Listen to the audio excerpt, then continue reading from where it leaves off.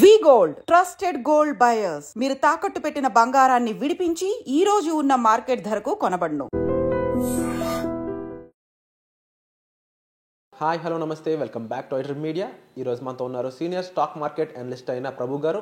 ముఖ్యంగా ఈ Windows trading closing సంబంధించిన అప్డేట్ అనేది ఈరోజు ఎపిసోడ్లో మాట్లాడుకుందాం.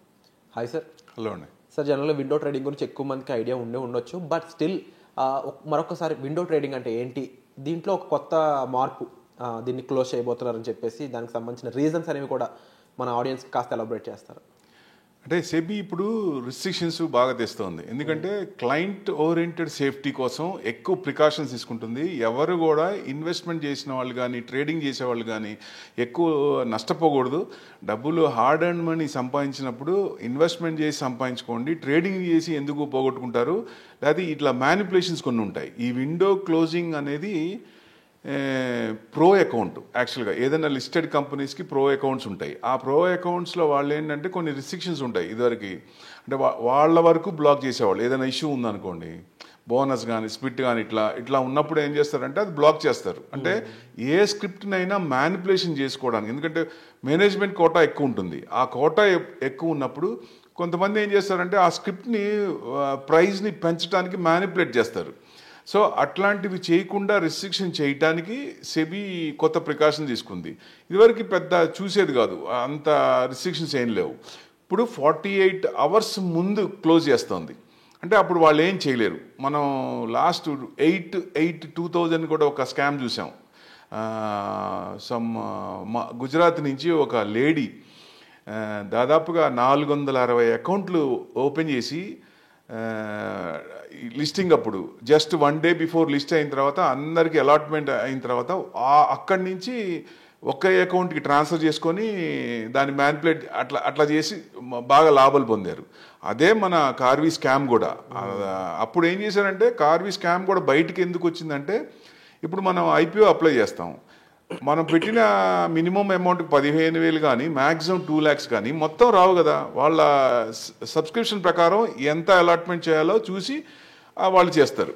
దానికి ఇక్కడ ఏమైందంటే రిటర్న్ వచ్చేటప్పుడు అలాట్మెంట్ చేసిన తర్వాత బ్యాలెన్స్ అమౌంట్ అన్ని అకౌంట్లు కలిపి ఒకే అకౌంట్ ఇచ్చారు. చెక్ ఒకే అకౌంట్ ఇచ్చారు. అప్పట్లో చెక్కులు ఉండేవి, చెక్ ఒకే అకౌంట్ ఇచ్చారు. అక్కడ పట్టుకుంది సెబీ. సో ఇట్లాంటివన్నీ జరగకుండా ఉండటానికి డైరెక్ట్గా ఇప్పుడు ఎవరైతే చేశారో ఆ అకౌంట్కే వెళ్తాయి. ఇదివరకు లాగా అన్ని లంసమ్గా టోటల్ అకౌంట్స్ తీసుకొని అట్లా వెళ్ళటానికి లేదు. ఇట్లాంటి రిస్ట్రిక్షన్స్ అన్నీ క్లయింట్ సేఫ్టీ కోసమే పెడుతోంది. ఇవి మంచివి కూడా, ఎందుకంటే ఎవరు కూడా నష్టపోకుండా ఉండటానికి. సో డెఫినెట్గా ఇట్లాంటివి ఉంటే మంచిది. ఎందుకంటే ఎవరు కూడా ఇన్వెస్ట్మెంట్ చేసిన వాళ్ళు కూడా నష్టపోకుండా ఉంటారు. అలాట్మెంట్ కావాల్సిన వాళ్ళు కూడా కాకుండా వేరే వాళ్ళకి వచ్చి వాళ్ళు లాభపడకుండా కూడా ఉంటుంది. సో మేనేజ్మెంట్ ప్రో అకౌంట్లో కూడా కొన్ని, అంటే అందరూ చేస్తారని నేను చెప్పను కానీ కొన్ని కంపెనీలు చేసినాయి, కేసెస్ ఆర్ దేర్. సో అట్లాంటివి జరగకుండా ఉండటానికి ఇవి ప్రికాషన్. విండో క్లోజింగ్ అనేది ఆల్రెడీ ఉంది కానీ రిస్ట్రిక్షన్ తీసుకొచ్చింది. 48 hours ముందు దాన్ని చేస్తారు, స్టాప్ చేస్తారు. So they can't do anything, A transaction చేయలేరు. సో ఏ చేసినా విత్ సెబీ పర్మిషన్ తీసుకొని చెయ్యాలి. అది సేఫ్టీ కదా, మన ఇన్వెస్టర్స్కి సేఫ్టీ కదా. It's a very good sign. ఇట్లాంటివి చాలా ప్రికాషన్స్ సెబీ ఈ మధ్య ఎక్కువ తెస్తోంది. ఇది మన మంచికే, ఎందుకంటే ఆప్షన్స్లో ఎక్కువ పోగొట్టుకుంటున్నారు, ఇన్వెస్ట్మెంట్లో ఉన్న హార్డ్ అండ్ మనీ పోగొట్టుకోకండి అని మంచిగా చెప్తోంది. డెఫినెట్గా ఇది మంచిది. డెఫినెట్గా మన కోసమే, మన డబ్బులు పోకుండా ఉండటానికి మంచిదని నా ఉద్దేశం. అంటే ఈ ఒక లింక్ని బట్టి, అంటే ఒక పర్సన్ ఉన్న అకౌంట్ని బట్టి మిగిలిన ఈ ఫ్యామిలీ పర్సన్స్ గెయిన్ చేయడం కానీ యాక్సెస్ చేయడం కానీ ఎలా ఉంటుంది, అది వెసులుబాటు ఉంటుందా దానికి? అవునండి. ఇప్పుడు ఒక అకౌంట్, ఇప్పుడు ఫ్యామిలీ అకౌంట్స్ వరకు, ఆ కంపెనీ మేనేజ్మెంట్ అకౌంట్స్ వరకు కాకుండా వాళ్ళ రిలేషన్స్ కానీ వాళ్ళ ఫ్రెండ్స్ కానీ వీళ్ళకి ఏదైతే రిలేటెడ్ ఉన్నాయో ఆ టోటల్ అమౌంట్స్ మొత్తం బ్లాక్ చేస్తుంది. ఇదివరకు వాళ్ళ వరకే బ్లాక్ చేసేది. అక్కడి నుంచి ఏంటంటే త్రూ ఛానల్ వేరేగా వచ్చి మ్యానిపులేట్ చేసేవాళ్ళు, అట్లా చేసేవాళ్ళు. అది కూడా జరగకుండా ఉండటానికి ఇట్లాంటి రిస్ట్రిక్షన్స్ కొత్తగా వచ్చినాయండి. అండ్ ఓవరాల్గా ఇది ఆపడం ద్వారా మేబీ ఇన్ ఫ్యూచర్ ఇంకా ఇన్వెస్టర్స్ ఏమైనా తగ్గే ఛాన్సెస్ ఉన్నాయంటారా, దానివల్ల ఎఫెక్ట్ ఏమి ఉండదు అంటారా? ఇన్వెస్టర్స్కి మంచిది అంటున్నా నేను, తగ్గే ఛాన్స్ కాదు. ఎవరికైతే అప్లై చేసి అలాట్ కావాలో అలాంటి వాళ్ళకి బెస్ట్ కదా. ఒక స్క్రిప్ట్ మ్యానిపులేట్ చేసి చాలా మంది ఎంటర్ అయిన తర్వాత వాళ్ళ రేట్ వచ్చినప్పుడు అమ్మేసుకొని బయటకు వచ్చేస్తారు కదా. ఇలాంటి మ్యానిపులేషన్స్ ఉండనప్పుడు క్లయింట్ సేఫ్టీ బాగుంటుంది కదా. So no one will lose money దానికోసం అని. బట్ మార్కెట్లో no one will lose money అనేది జరుగుతుందంటారా, ఛాన్సెస్ ఉన్నాయంటారు? ఎందుకంటే F&Oలో చూసుకున్నట్లయితే 90% లూజ్ అవుతున్నారని చెప్పి సెబీ కూడా చెప్తుంది కదా. మనం మార్కెట్ని ఏ యాంగిల్లో చూస్తున్నాం అనేది మెయిన్ అండి. ఇప్పుడు నేను రిస్క్ తీసుకుంటాను అన్నప్పుడు I will go to the F&Oకి వెళ్ళినప్పుడు అన్లిమిటెడ్ ప్రాఫిట్స్, అన్లిమిటెడ్ లాస్. ఇప్పుడు నా హార్డ్ అండ్ మనీ పోకూడదు, నేను మార్కెట్లో సంపాదించుకోవాలన్నప్పుడు నాలెడ్జ్, పేషెన్స్, డిసిప్లిన్ ఉండాలి. ఆ డిసిప్లిన్ ఉంటే డెఫినెట్గా ఇవాళ కాకపోయినా రేపైనా, వచ్చే సంవత్సరం అయినా, ఆ పైన సంవత్సరం అయినా సంపాదించి తీరాల, వచ్చి తీరతాయి కూడా. అందుకే మనకి పేషెన్స్ ఉండదు. ఆ స్క్రిప్ట్ బాగుండి, వాల్యూస్ బాగుండి, ప్రైజెస్ ఓన్లీ డిఫర్ అవుతాయి. వాల్యూస్, కంపెనీ వాల్యూస్ ఎక్కడ పోవు. ఆ వాల్యూస్ని, ఎందుకంటే price is what you pay, value is what you get. So that's important. ఆ వాల్యుయేషన్ ఎక్కడ ఇంపార్టెంట్, ఆ వాల్యుయేషన్స్ కంపెనీని మనం వదలాల్సిన పని లేదండి. ఎందుకంటే it's a news driven market. Negative news బట్టి మార్కెట్ రియాక్ట్ అవుద్ది, పాజిటివ్ బట్టి రియాక్ట్ అవుద్ది. ఇప్పుడు కంటిన్యూస్గా పడుతూనే ఉంది. 8 days నుంచి 8 straight days మైనసే మన మార్కెట్.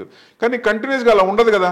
సో ఇలాంటప్పుడు ఎక్కువ స్క్రిప్ట్స్ పడినప్పుడు మనకి మంచి అవకాశం, ఇన్వెస్టర్స్కి మంచి అవకాశం, సదావకాశం. రెడ్ అనేది మనకి మంచిదని నా ఉద్దేశం. ఇట్లాంటప్పుడు 30-40% అబోవ్ పడ్డాయి కొన్ని స్క్రిప్ట్లు. ఆ స్క్రిప్ట్ సెలెక్ట్ చేసుకొని వాటిల్లో ఆ ప్రోడక్ట్ డిమాండ్ బట్టి సేల్స్ బాగుందా, గ్రోత్ బాగుందా చూసుకొని దాని ప్రకారం ఇన్వెస్ట్మెంట్ చేస్తే ఎవరైనా హ్యాపీగా ఉంటారు. వెల్త్ క్రియేషన్ రాదు అనేది సమస్య లేదండి, ఎట్టి పరిస్థితుల్లో వస్తుంది. ప్రొవైడెడ్ మనం మార్కెట్ని ఏ యాంగిల్లో చూస్తున్నాం అనేది ముఖ్యం. ఇప్పుడు నా దగ్గర డబ్బులు ఉన్నాయి, నేను ట్రేడ్ చేశాను అనుకోండి, ఏమవుతుంది? ఒక రోజు వస్తాయి, ఒక రోజు 10,000 వస్తాయి, రెండో రోజు 10,000 వస్తాయి, ఇంకో రోజు 1,00,000 రూపాయలు వస్తాయి, తర్వాత 2 లక్షలు 3 లక్షలు పోతాయి. So it's a human psychology. Tendency ఏంటంటే డబ్బులు వస్తున్నాయి కదా, ఇవాళ 100 కొనేది రేపు 200 కొంటాను, రేపు 500 కొంటా. అప్పుడు హ్యూమన్ టెండెన్సీ అలా ఉంటుంది. సో ఎక్కువ వస్తున్నాయి కదా అని ఆ ఇదిని కంట్రోల్ చేయడానికి ఇది బెస్ట్ అండి. ఇప్పుడు మార్కెట్లో జనరల్గా ఎంటర్ అవుదాం అనుకున్న కొత్త వాళ్ళకి అయి ఉండొచ్చు, ఆల్రెడీ మార్కెట్లో ఇన్వెస్ట్ చేస్తున్న వాళ్ళు అయి ఉండొచ్చు. ఇప్పుడు సిచ్యువేషన్ కాస్త టెన్షన్ పడుతున్నారు. అవునండి. అలాంటి వాళ్ళకి మీరు ఎటువంటి హెల్ప్ ప్రొవైడ్ చేయగలరు? మిమ్మల్ని కన్సల్ట్ చేస్తే వాళ్ళకి ఎటువంటి సర్వీస్ ఉంటుంది? డెఫినెట్గా నేను అనేది వాల్యుయేషన్స్ పట్టుకోండి. ఆ వాల్యుయేషన్స్ ఎవరైనా, it's not a rocket science, పెద్ద రాకెట్ సైన్స్ ఏం కాదు. మన అంత గూగుల్ అనేది మన చేతిలోనే ఉంది, డేటా మొత్తం మన దగ్గరే ఉంటుంది. NSE సైట్కి వెళ్తే టోటల్ డేటా ఉంటుంది. FIS కొంటున్నారా, DIS కొంటున్నారా, ఎవరు కొంటున్నారు, ఏ స్క్రిప్ట్ మీద బలం ఉంది, ఏ స్క్రిప్ట్లు ఏ లెవెల్లో కొంటున్నారు, రేంజ్ బౌండ్స్ ఏంటి, ఇవన్నీ ఉంటాయి. ఇవన్నీ ఉన్నప్పుడు మనం ఆ స్క్రిప్ట్ మీద మనకి బలం ఉన్నప్పుడు, ఆ రేంజ్ బౌండ్స్ మనకి క్లారిఫైగా మన మైండ్ సెట్లో ఉన్నప్పుడు డెఫినెట్గా ఆ రేంజ్లో వచ్చినప్పుడు, ఇప్పుడు S&P ఉంది, S&P 500 5,800 నుంచి 6,200 ఉంది. ఆ 6,200 ఆల్ టైమ్ హైలో ఉన్నాయి. మనం 23 నుంచి 24లో ఉన్నాం. రేంజ్ 23 నిన్న కట్ అయింది అంటే లోవర్ లెవెల్లో ఉన్నాం. ఇప్పుడు లోవర్ లెవెల్లో ఉన్నప్పుడు స్క్రిప్ట్స్ బాగా పడి ఉంటాయి కదా. అలాంటి స్క్రిప్ట్స్ పట్టుకున్నా మనకు లాంగ్ టర్మ్ వ్యూ ఎప్పుడు లాంగ్ టర్మ్ ఉండాలండి, షార్ట్ టర్మ్ కాదు. షార్ట్ టర్మ్లో వస్తే సంతోషం, రానప్పుడు మనం ఏం చేయాలి, వెయిట్ చేయాలి. ప్రస్తుతానికి విండో ట్రేడింగ్ క్లోజింగ్ అయితే ఇలా ఉండబోతుందండి. అండ్ దీనికి సంబంధించి మరింత ఇన్ఫర్మేషన్ కావాలి, ఎందుకంటే ఎపిసోడ్లో మనకున్న టైం బట్టి కాస్త ఇన్ఫర్మేషన్ ఇవ్వగలిగాము. బట్ మీకు పూర్తి ఇన్ఫర్మేషన్ కావాలి, దానికి సంబంధించిన విషయాలు ఇంకా తెలుసుకోవాలనుకున్నట్లయితే డిస్ప్లే అవుతున్న నెంబర్స్ కాల్ చేసి మీరు ప్రభు గారిని సంప్రదించవచ్చు. అండ్ ఎటువంటి హెల్ప్ కావాల్సిన కూడా మీకు ఇన్వెస్ట్మెంట్స్ పరంగా కూడా సార్ పూర్తి హెల్ప్ మీకు అందజేస్తారు. సో వచ్చే ఎపిసోడ్లో మళ్ళీ కలుద్దాం తప్పకుండా. Thank you. Thank you.